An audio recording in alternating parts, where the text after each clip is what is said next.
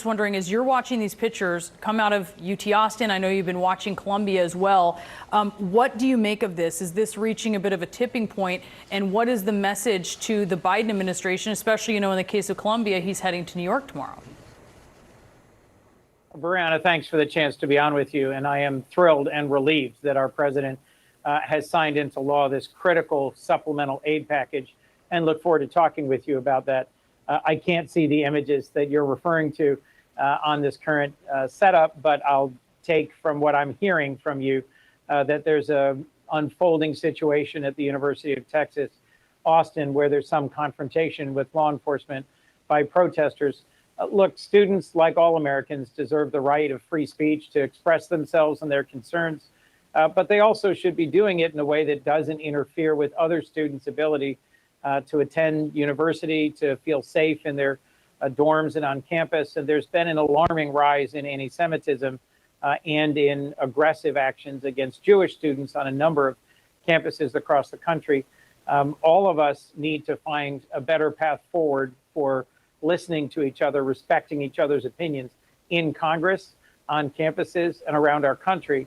One of the things I think is a real positive, Brianna, about this bill ultimately passing the Senate with a broad bipartisan vote is that it happened after months of division and difficulty in the House. So hopefully the young people who are learning what it means to protest and to be passionate and to be engaged in civic discourse on campuses around our country will also learn how they can do that in a way that respects the rights of others. Let's talk more about that aid, because you had said recently that you would support restrictions on aid to Israel if they go ahead with a full-scale ground campaign into Rafah without taking into account their obligation to protect civilians and facilitate the distribution of aid. Today, an Israeli government spokesperson said, quote, Israel is moving ahead with our operation to target Hamas in Rafah. Do you have any concerns about that, considering there are no conditions on this new aid to Israel?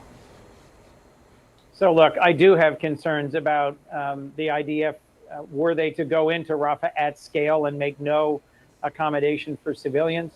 I do want to highlight that in this package the president has just signed is $9 billion in humanitarian relief. That's critical for preventing famine in Gaza, as well as for dealing with the emerging famine in Sudan, providing humanitarian assistance in Ukraine, and a dozen other countries around the world where there is a humanitarian crisis today of remarkable scale, hundreds of millions of people facing hunger or starvation.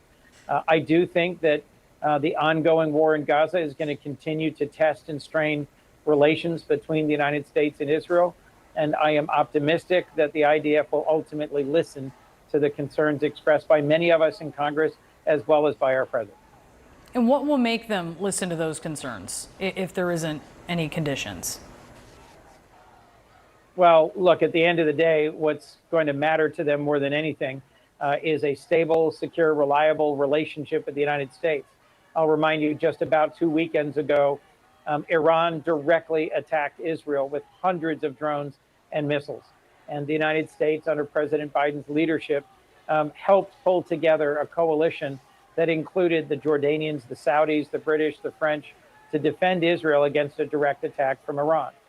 My hope is that that demonstration of an ongoing support from the United States will do more to persuade Israeli government leadership of the importance of our relationship than anything else.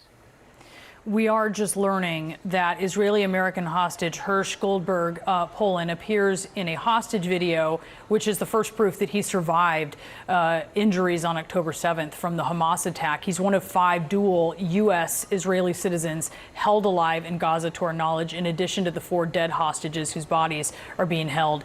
Do you think enough is being done at this point to secure release of American hostages? Brianna, seeing that news earlier today was a huge relief. I met with Hirsch's parents, Rachel and John, in Tel Aviv 2 weeks after the horrific attack by Hamas, and they showed me the video of him being thrown into the back of a truck by Hamas terrorists with his severed, bleeding arm. And I've met with them several times, communicated with them many times over the last 6 months, and I've prayed repeatedly that somehow Hirsch might have survived.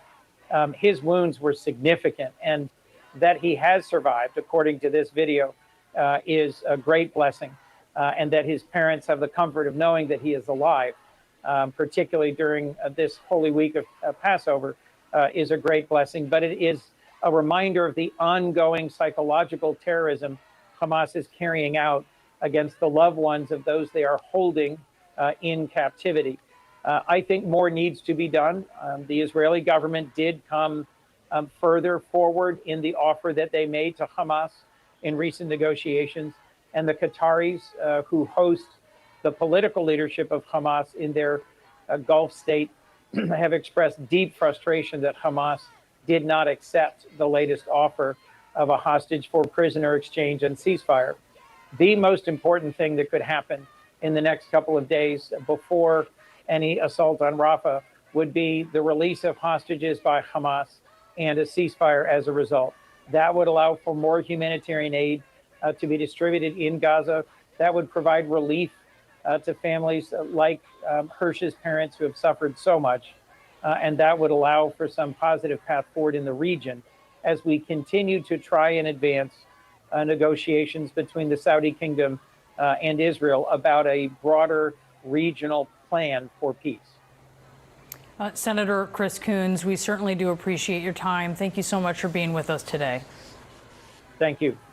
And we're continuing to look at those pictures out of Austin, Texas. This is the UT Austin campus, UT at Austin campus, where you see state troopers and protesters. This is, as we understand it from a student journalist on the scene, by far the biggest sort of, I don't want to call it an altercation, but the biggest police presence and a bit of a standoff between troopers who have been on motorcycles, and there you see on horseback, and students protesting Israel's war in Gaza since they began months ago.